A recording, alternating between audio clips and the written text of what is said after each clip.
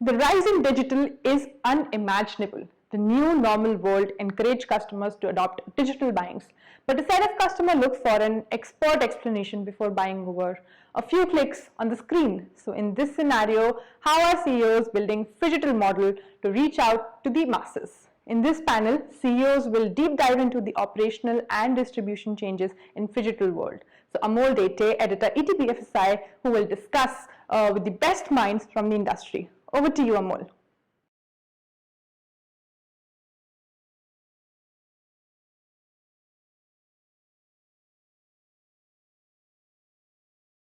Hello and welcome to ETBFSI Converge. On the second day of ETBFSI Converge, we have insurance as a theme for today. And we just started with the CEOs panel where the leaders from the insurance sector took part into it and we discussed reinventing business models. Now we are going to see what the CEOs think about the insurance sector, and that's why we named this panel discussion. The CEOs are taking charge in the digital world. And let me tell you that we have the best speakers for this panel from the insurance sector, and I take pride in introducing them to you. So my first speaker for this panel today is Mr. Manik Nangia, the COO Bharti Enterprises Financial Services. Manik, welcome on the show. My next speaker is Mr. Amit Malik, Chief Peoples and Operations and Customer Service Officer, Aviva India Life Insurance. Amit, welcome on the show. My next speaker is Mr. KV Deepu, President and Head of Operations, Communities and Customer Experience, Bajaj Allianz General Insurance. Deepu, welcome on the show. And my last speaker for this CEO's panel discussion is from the technology company ServiceNow, Mr. Sachin Shinde, the Regional Sales Director. Sachin, welcome on the show. Manik, I will begin with you. You are part of both the verticals, insurance, life insurance, and the general insurance. We have seen many changes in life insurance and general insurance sector in last 2 to 3 years, but specifically in 6 months, we have seen a big difference. Every company wants to shift to digital world, but we cannot go away from the physical world as well. How are you dealing in this pandemic right now? Actually, the last 6 months have been completely unprecedented, and there's no one story that defines all segments and all customer touch points within the industry. But there are some highlights that I could share with you. Quite clearly, for the life business that is savings oriented, the consumers not very confident committing for the long term. And that is thanks to the uncertainty that's around us. For the general insurance business that is reliant to a very large extent on motor sales, for instance, has taken a hit because motor sales in the first quarter was down dramatically. And we lost almost all of April. First quarter was about almost 30-35% lower than the last year. Travel has been zero. But the ones that we have seen where customers have sort of sought us out are the health verticals or the term insurance verticals, the protection oriented sales. In that sense, we have seen fair amount of interest from consumers and distributors alike. There are two things that at Bharti Enterprises we've tried to do for both the insurance businesses in this time. The first is we've tried to make all channels available for every contact with the customer without focusing on sales. The idea was that in an uncertain world where consumers are anyways worrying about 50 other things, their ability to reach their insurer and even get a service request through should be aerated. And so we focused on all touch points for customer service, however small or big that may be. And the second thing we did was that we created a virtual platform with training and communication for our agent advisors so that they could in turn use those digital technologies to be in touch with their customers for sales, for claims, for customer service issues, so on and so forth. And I think these two things, both of which have had huge reliance on technology, have needed us to change processes, some small, some big, have helped us in the last 4 months, 5 months particularly. Deepu, I will come to you, and obviously I do understand that every insurance company has gone digital in last 3 to 5 years. Many products are already available digitally, but obviously it's a push product, and you have to go to the customer and explain him the product. How has the situation changed for you specifically in the last 6 months?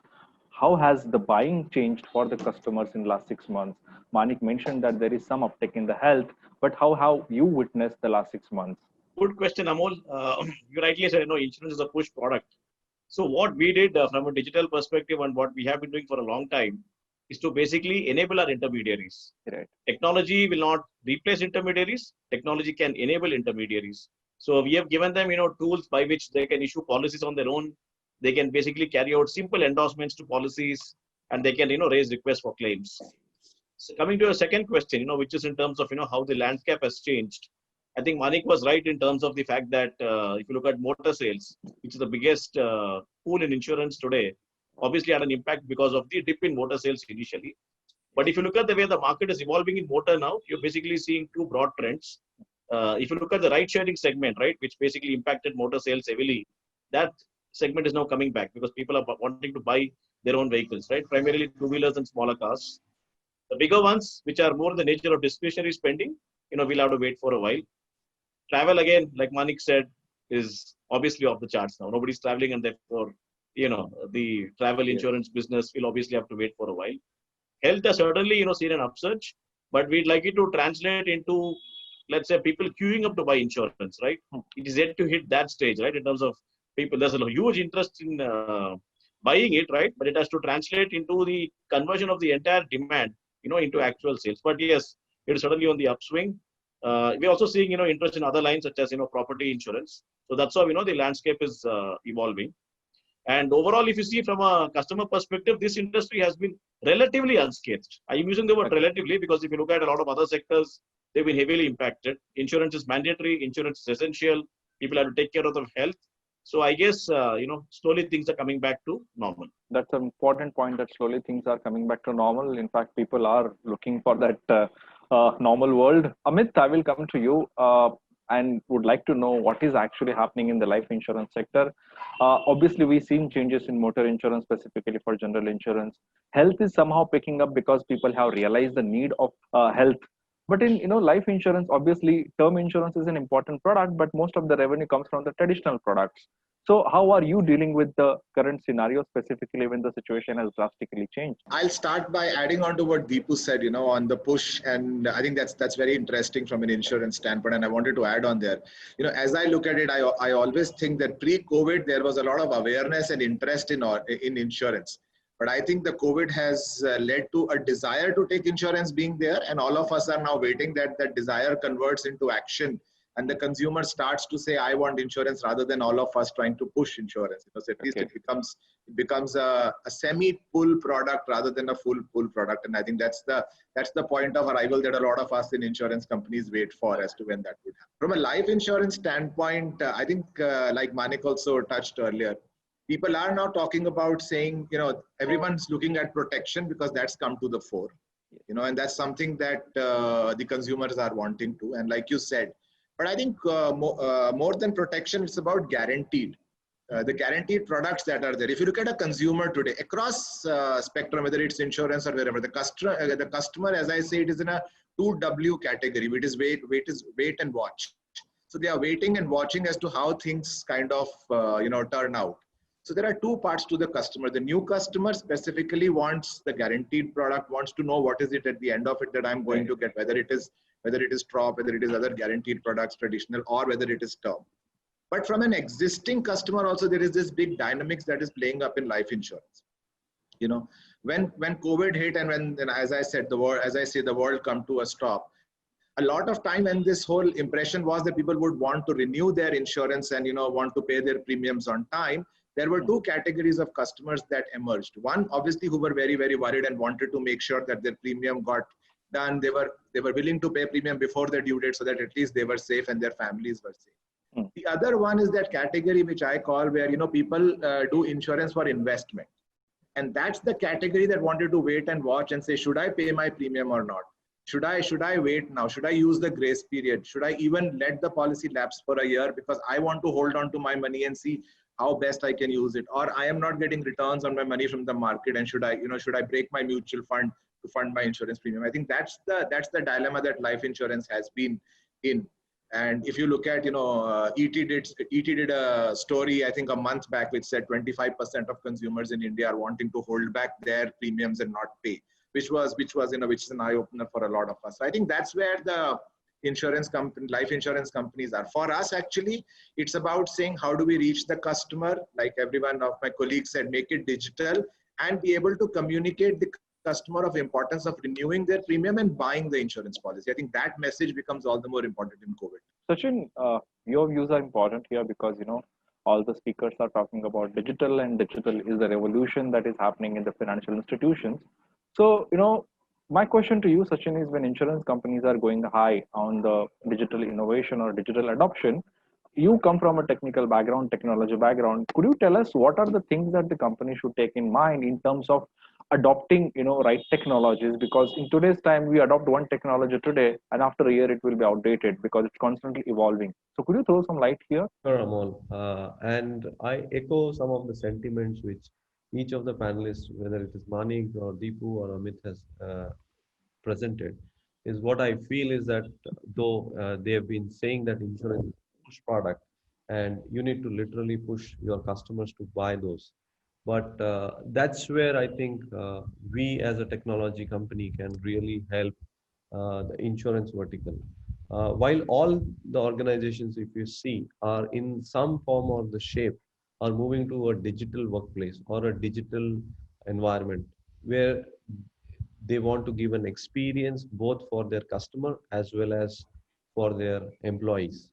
So what are the three important pillars for doing that transformation? One is obviously it's not alone the technology which is going to help, but what you need to do is basically bring in all the three pillars, which is people, process, and the technology together to make this transformation possible. Unless you give them those tools and the way to interact is very important. Like an example, if I have to give you, if a customer comes to an insurance company and if there is a platform which is available for him to do a video KYC or a virtual KYC, it becomes a very simpler and an easy way for the insurance company to onboard him. Something similar they can do for, let's say, onboarding the agent. Can you do something more if I have to give an experience to a customer digitally, sending him the entire data sheet? Is it possible? All those things are been done today. But if you have to move away and create a Amazon kind of an experience, or let's say a Zomato kind of an experience, which is basically today what is happening is you're giving a platform. So insurance can be offered as a platform to the customer and to the employee. So it becomes more self-service. That is where companies like us, ServiceNow, we are basically the platform of platform. And we have a strong story which basically focuses on employee and the customer experience. That's from my side. And that's how we help most of the global organization, be it insurance, be it BFSI, be it manufacturing. We are coming with a platform story. Thanks, Sachin. In fact, I have been listening a lot about the platforms, and I sometimes really wonder whether the financial institutions will call themselves financial institutions or they will call themselves a Swiggy, Amazon, Netflix, or something like that, because everybody wants to give that experience. Manik, I will come back to you again, and we are seeing a lot of operational challenges that the COOs are facing. While underwriting a new policies, because for digital you are making a lot of changes into underwriting policies as well, because there are customized policies. You're also trying to see that the policy will be crafted very what you can say as quick as possible and will be available on the small screen of the mobile phone. So Manik, could you tell me the operational challenges that you face while going on digital? There actually aren't any challenges. There are only opportunities. Wow. Everywhere you look at the 150, 160-year-old insurance business, you find there is so much opportunity to do simpler, faster, better. Mm-hmm. And if we can do any of one or two of these three things in any process, it can result in better customer experience. The first thing is we assess risk. Mm-hmm. To assess risk, we ask questions. Mm-hmm. And if we can make that change from ask less and deduce more, you save a lot of friction for the customer. So where what have their experiences been when you are logging in from an iPhone 11 Pro? Yeah. I should start with a sum assured of 1 crore on life and 1 crore on health insurance. Okay.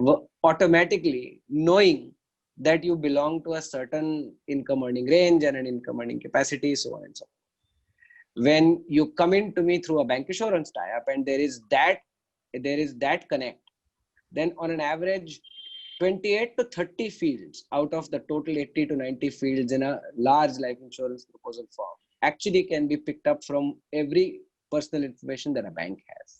And so that 1/3 of the job gets eliminated. It is hacks like these that when you ask less and deduce more, you cut down the time that it conventionally takes to get customer information for risk assessment. The second big thing that conventionally we have heard is that the intermediary or the agent, whoever it is, the seller, finds it tough to ask for all the medical details, find it tough to ask for some of those lifestyle information because it takes an additional 5 minutes.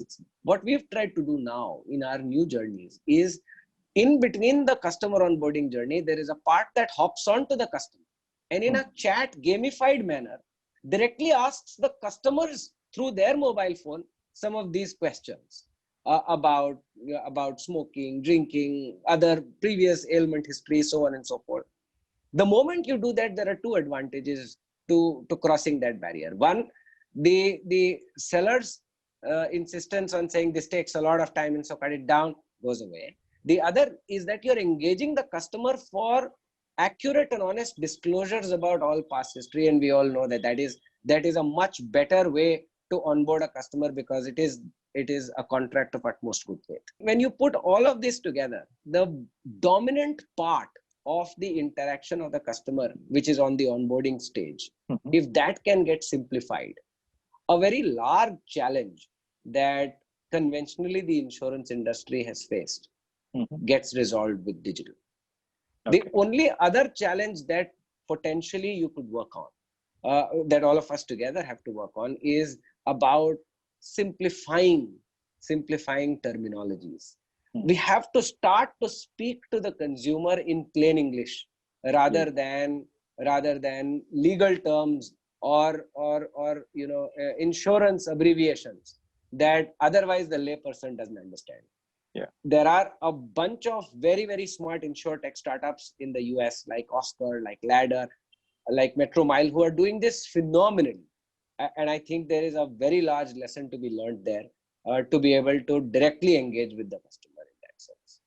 Appreciate your thoughts, Manik, and on InsurTech. I mean, two are very important points. One is InsurTech, and in fact, many people are also aware that the Lemonade, a small startup, started like 4 years back, now listed on NYSE with a $3 billion market cap.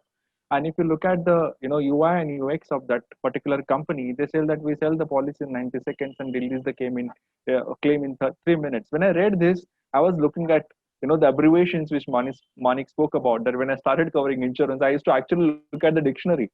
And I called an insurance analyst and says, by any chance you have a specific dictionary, because the reputation, this kind of word, I do not understand. So I guess, that simplicity is very, very important. Amit, you sometime back mentioned that people are looking for, specifically the new age customers are looking for guaranteed products. Is that going to be an important part of your operations going ahead? Because this is a new need that has come out in this particular time. And are you going to, kind of release or grab some need-based products going ahead? Yes, absolutely. I think we will have to look at what the customer life cycle is and what the customer needs and how they have changed. So like I said, obviously it is more about the customer need and the product. But I think what's more important is to, what Manik said, is to understand that in an online journey, the customer is looking for simplicity. Customer is looking for a product that he or she can understand, is clear, and it's kind of very transparent. So what will I get at the end of what period, and what do I have to do to get that? I think those are the three simple questions that you need to answer. I typically compare it with the travel industry. So if you look at travel industry, and that's my example that I give from an insurance standpoint. If you look at travel industry, people buy tickets online because it is simple. They can easily compare and they know what rate they are getting at. And similarly has to be the insurance. And People have to be able to compare, get a rate, understand what they are getting. The benefits should be clearly elucidated. And that's when you can take a purchasing decision from a consumer to go ahead and buy that. And I think that is what is important from a product standpoint. From an operation standpoint, what is important is how do I make sure that that journey for my customer who is coming is seamless, is one time, and we get it first time right for both the customer and for ourselves. And I think that's where the operations roles come in to look at the journey. Also, I think if you look at the products today, we have to start looking at, when we look at a product and when we look at an operations mindset, and I take on to the underwriting point that you asked Manik about it. I think we have to understand and look at how underwriting as a process has changed. When we make products today, we look at surrogates. Traditionally, an insurance company looks at a financial surrogate. I think the time has come for us as underwriters to also look at health surrogates. And that's a mindset shift that we need in the insurance industry today. There are lots of data from wearables, from devices, from phones that we have on the customer. I know that not 100% of the data can be reliable or is true, but how do we as an underwriting organization change our mindset to use that as a surrogate from a health perspective of the customer and give the right value to both the customer and the organization is also to be baked in when we look at new products and the changing needs. Because the customer today is saying, I have the data, use that data, you have my data, use that data and get it first time right. So, ask once, not many times. And that's the mantra that we have to do when we design product or the experience of one. Right. So that like Manik said, okay, if somebody is logging from iPhone, he should not get the small product, but he should get the product which has the 1 crore of cover, right? So that's the data analytics. Okay, so we spoke about intermediaries also. We spoke about the partnerships and, while giving a different, what you can say, perspective and service to the customer. Deepu, my question comes about the partnerships which the insurance companies are doing with the new age players. Maybe it's Swiggy, Amazon, Flipkart, or so many other players. Earlier, it was only bank assurance. What kind of partnerships are you doing in terms of these e-commerce companies or other online companies where, you can customize products and craft products specifically, for the new age customers? Could you just tell us more about that? So if you look at our partnership with Flipkart, we have a partnership with Flipkart, right? Now, what happens with the e-commerce world is the entire distribution model gets changed because they sell, for example, thousands of mobile phones in a matter of seconds, right? So what we do is, we come out with, a product in consultation with them. And then, we are also able to sell, thousands of products in a matter of seconds because the whole process, is digital and digital at scale, right? So that's one big difference here. You're not stitching it together one by one, right? So it's dramatically different in terms of scale. So that's the first point.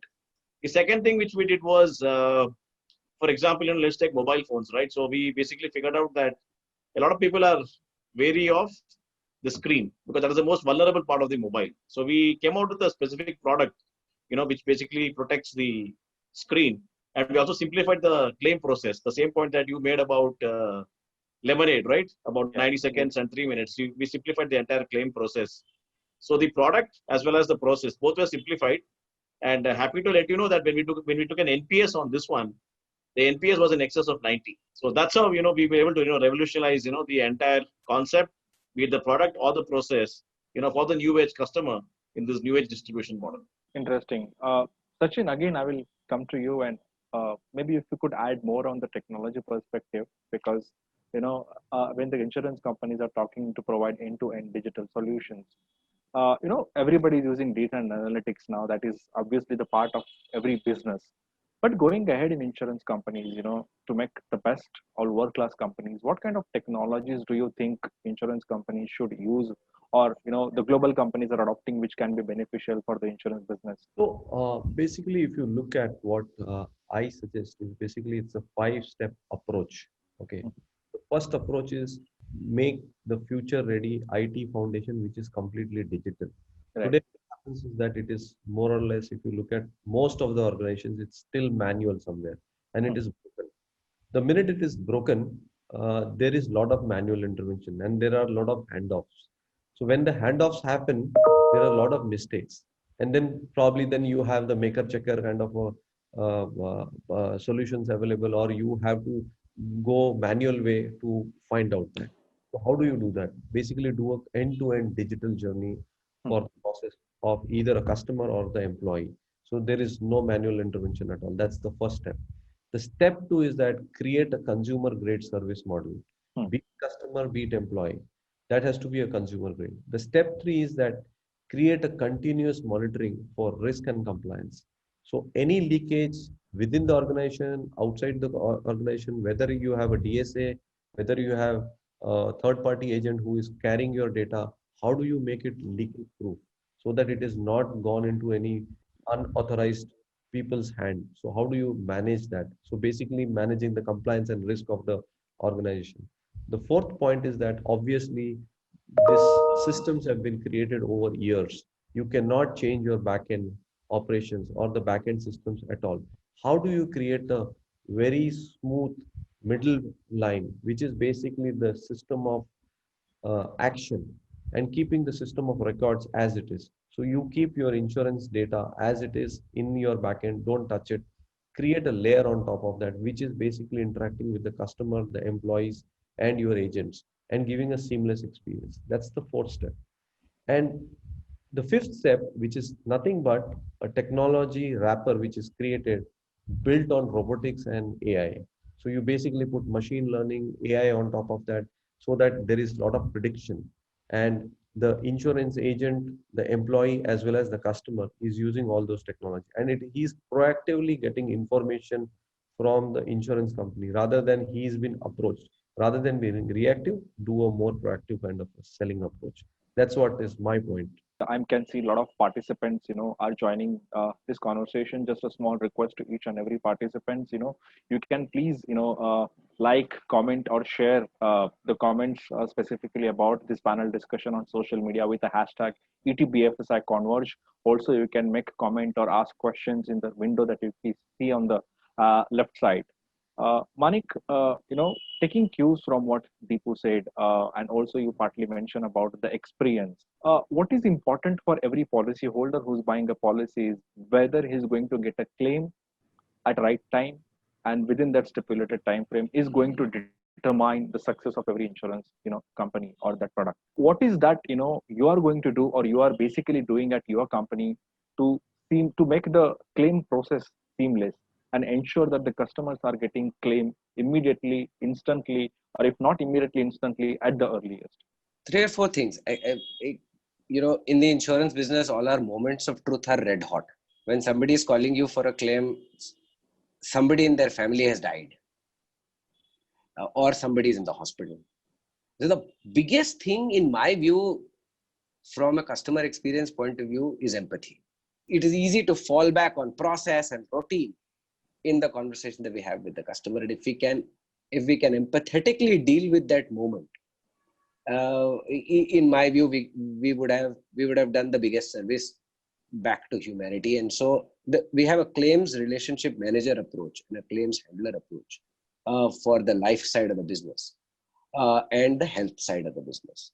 For a very large part of motor and other things, most of it is automated, and so there is no human intervention. But empathy on life and health is one big thing. The second thing is, at the moment of sale, we have now begun to disproportionately insist on completeness of information and 100% transparent disclosure on the part of the customer, without realizing that a small error or miscommunication or omission at the point of onboarding can be a big obstacle at the point of claims. It is our duty to tell the customer that this is the right thing to do. So that's the second thing: market conduct, 100% correct disclosure. And the third thing is a digital process that tracks the claims submission right to the moment of the claim. It continuously informs the prospect or the customer, where is their claim? Have we received all documents or have we not? If something is remaining, what is it that they have to submit?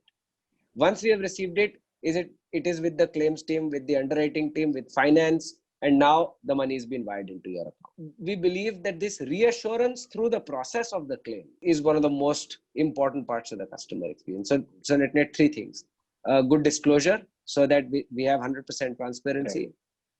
empathy at the moment of claim servicing, and third, assurance and information through the process, right from intimation of claim to the payout. Amit, what do you do? How do you look at these things, specifically the claim process? Well, claims, like Manik said, is the moment of truth. That is why a lot of people buy insurance and, feel after me, what happens to the family. So I think that's very, very important. What we did, pre-COVID, we had launched an over-the-counter claims process where we said up to a certain limit, we will settle the claim in 30 minutes. And we have done a claim in as short as 11 minutes in Aviva. To say we will settle the claim, we'll give you a letter, and in 48 hours, the money would be transferred into your bank account. So, you just have to come once and do it. But COVID has certainly brought that whole process to the standstill of doing it in 30 minutes. And, we were very proud of it. So we've now taken that online. Yes, like Manik said, it's about saying when the moment we get a request for a claim, the first thing is to be with the customer and to help the customer understand what is needed, why we are with them, and stand by them. I think that's the point that Manik also covered in empathy. Second, what we do is absolutely is an assured timeline of when we will settle the claim, right from telling the claimant that it has been approved, the money in the bank, to holding hand to the process. I think the third is also to give advice as to how do you use that money. Because one part is to give the money and to settle the claim. The other important point and the element in this journey for us also is to make sure that how does the person use that money, because financial literacy still is a very, very big challenge in our society and environment. Yes. So how do we help that? And the idea is that they shouldn't buy our product or anything, but is to tell them how they can use the quantum of money and how they should diversify, or whether they have a bank relationship manager who can guide them and at least guide them to the right source. And that, I think, is also very, very important part, which we ask our salespeople to do. We ask our customer services guys to offer as a help, and say we would help you do that, because that's how it is. That's how the money is going to be useful for the person who's claiming. I think that's very, very important. And I think claim process is one process where it's the whole digital experience can manifest for a customer very well. Deepu, obviously, we partly discussed the financial learnings and financial, literacy, which is a major challenge in insurance business.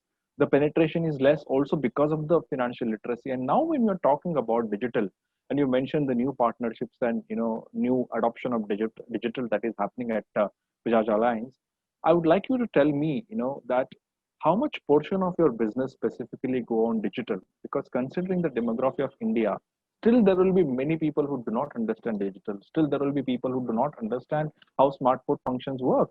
So you will have to still have strong operations in the physical formats as well. So how much will be part of digital and how much will remain in a physical format? Amol, again, an interesting question.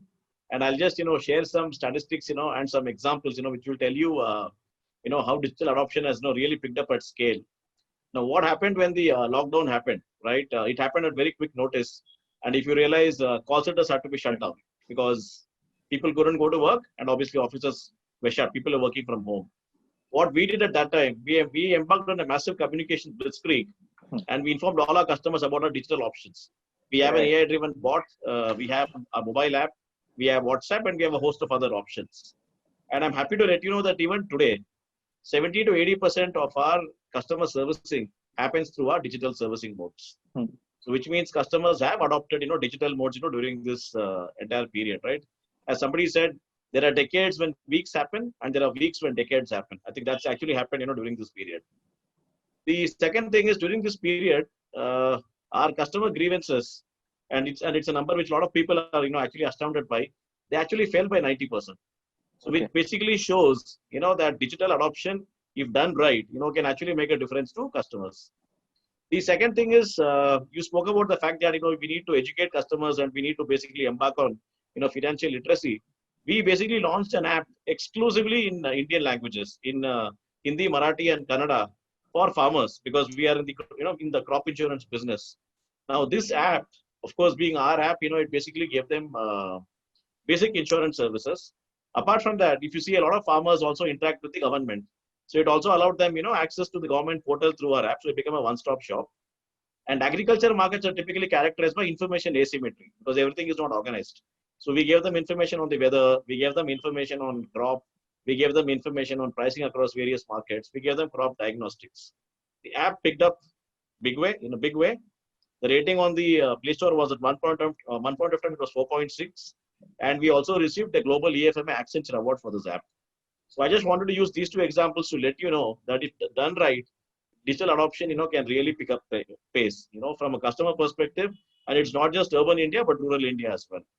Now, coming to your query about, how, digital will it be, in the new normal? It will be digital because there are parts of the business which require physical fulfillment in the sense that if you need to get treated, you have to go to a hospital, right? If you crash your car, you have to get it fixed by going to a, repair shop. It can't be digital, right? The process, the servicing can be digital, but the fulfillment, has to be physical. And I think Amit and, Manik touched upon one very important part, which is basically around empathy, right? Because you may automate everything, but you can't automate empathy and care. And that's what customers look for, when you do basically embark on a claims process. So one thing which we did again was a digital initiative, which actually gave us an NPS of 100, only for that particular segment, was what we call, relationship manager at hospital. So at hospitals where we have high footfalls, we actually have a relationship manager who takes care of our customers. He tells them saying that you please focus on your health. Don't worry about navigating the administrative machinery in the hospital. I'll take care. He has a tab. Everything is paperless. And we have received, wow feedback from customers. So going forward, it will be digital. And the examples I gave you prove that if done right, you can actually, ramp up your digital penetration across the spectrum. Very well said, Deepu. Sachin, how will you justify the cost of technology when in the phygital model? Because still for the insurance companies, the customer acquisition cost is still huge. There is a big hope that everything will go on a digital platform and things will change, but obviously it will take some time. How do you, look at the technology in terms of reducing the cost for insurance companies, and the cost of acquisition also comes down to maybe a zero or like a smallest a percentage? So in my opinion, what I feel is obviously all industries are impacted by the current scenario, obviously, and everybody is looking at a cost reduction. The digital technology will be a step to reduce the cost. How do you basically, if I heard very clearly from all the three gentlemen, whether it is Amit, Manik, or Deepu, all are talking about how do you do the digital onboarding of the channel, which is basically the DSA, or the onboarding of the hospitals, or onboarding of any insurance agent, or anything for that matter. If that is brought to them seamlessly and the integration happens very smoothly, it is going to reduce their cost dramatically. And with digital channel, what is going to happen is that basically it is going to streamline and it is going to become faster for them. So today, let's say a call center guy takes about, let's say, 4 to 5 minutes to resolve a customer query with technology embedded into it. And if he gets every information on his screen available to him at a one call, his resolution time will reduce. So he can service the same number of customers more in the same 5 minutes time. So if you reduce its time from 5 minutes to, let's say, 1 minute, it is going to save his 4 minutes. That's how the improvement will happen. And that's where the leap of faith the insurance companies needs to take with the technology providers like ServiceNow, or for that matter, anything which are bringing technology at a faster pace. And my sense is that the more, as Manik mentioned, the more simpler you make for the both employee as well as for the customer, it is going to make their life simpler and faster. Today, the customers are looking at platforms like the way examples have been given, Swiggy or Amazon. They are platforms. So the minute you compare, as Amit also mentioned, that you go to a travel portal, see that, okay, airline industry, these are the three rates, which is the cheapest, how fast I can reach, and you go buy it. That's how you will bring the technology platform, which will make the customer decision faster. So if everything is available on the platform of an insurance company, they can, rather than going to a policybazaar.com, they can straight away come to the portal of Right. any insurance company, compare the products, buy it, and move on. That's where the technology partners like us going to help the insurance vertical. Okay, thanks, Sachin. We have covered many topics, and before we close down, I will take one more round of quick questions. Money going ahead in next 6 to 12 months, can we see the premium also coming down substantially? Because what has happened in last couple of months is people are obviously focusing maybe on health, but not many other products. And also, since the uptake is more towards digital, can we see reduction in the premiums going ahead? No, on the contrary, actually, if you noticed over the last 2 years, the term insurance premiums have gone up dramatically. Most large organizations have increased premiums by 25 to 30%, and that is because of incidence rates on mortality and the data that we've got and the experience that insurers have got. From initial data that we get on health claims, right now it seems stable. But when you look at a 6 to 12 month horizon, if more and more people need hospitalizations, you should see health insurance claims going up slightly as well on incidence rates. Where a lot of the process as it is today has been digitized, whether it is the human seller onboarding the customer or the customer coming directly. Okay. So efficiencies that might accrue to insurance companies could be in the range of 4 to 5%, let's say. Okay. But the kind of increases that might come by because of experience of hospitalization, death, disease, etc., over the next 6 to 18 months could be in the order of 10 to 15%. So actually the direction is the reverse for a different reason. But some of this is short term. Insurance is a 100-year game. Right. Some of these short term 3 to 4% saves on transaction costs, or 5 to 10% increase on insurance costs don't really form a very big part of how the industry is shaping up. Amit, what is your view? How are the next 6 to 12 months going to be for you? Are you going to reduce the premium, or are you going to watch the situation? What are the calls that you're going to take for next 6 to 12 months? Like Manik said, if you look at the trend in the near term, the insurance premiums are likely to go up from the experience, also from what everyone's trying to play it safe, whether it is the insurance company or the reinsurer. Everyone's trying to wait and watch and play it safe.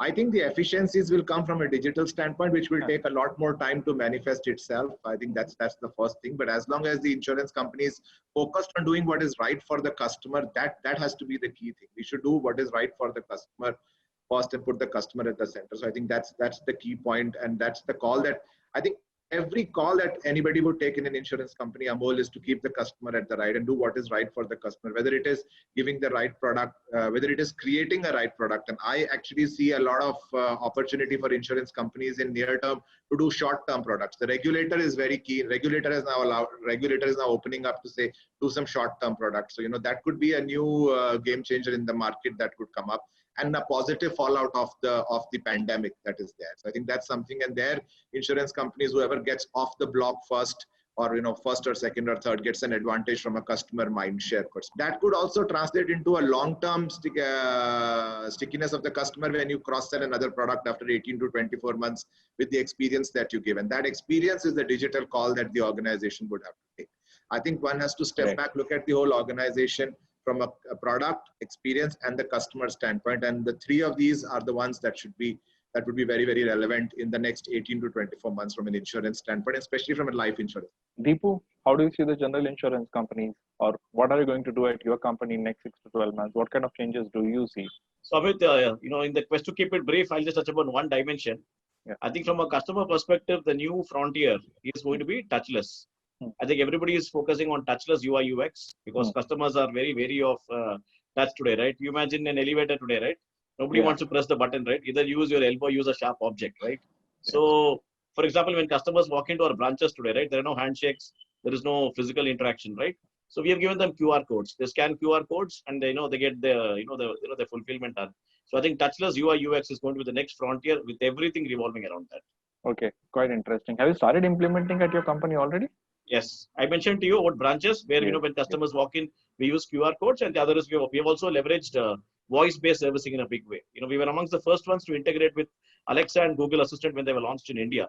So voice-based servicing and touchless UI UX is clearly going to be a focus area. I hope the customers are replying really nicely to the the Google Assistants, because otherwise people used to how react when the call center call comes to from the insurance companies. Okay, fair enough. Sachin, what do you see? The big changes going. Big changes. What kind of changes do you see in insurance companies in next 6 to 12 months?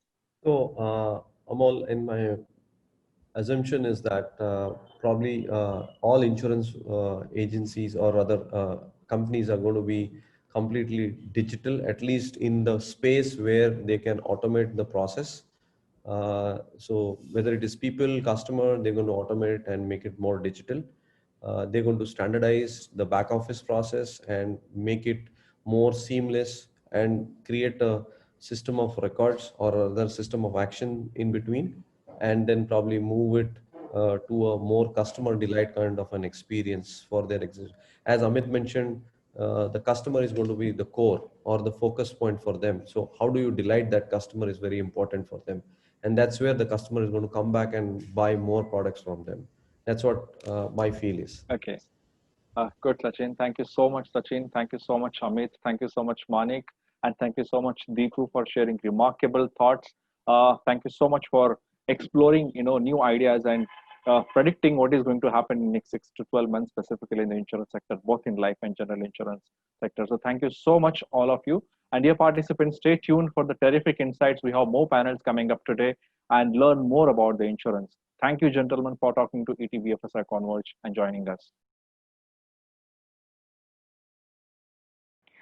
Thank you, gentlemen. A questionnaire will circulate after each and every session so that you can share your feedback on individual presentation and panel discussion. So you can also, of course, add reminder to receive alert before any of your preferred sessions starts, and feel free to use the comment box during the session to engage with us. See you on the other side.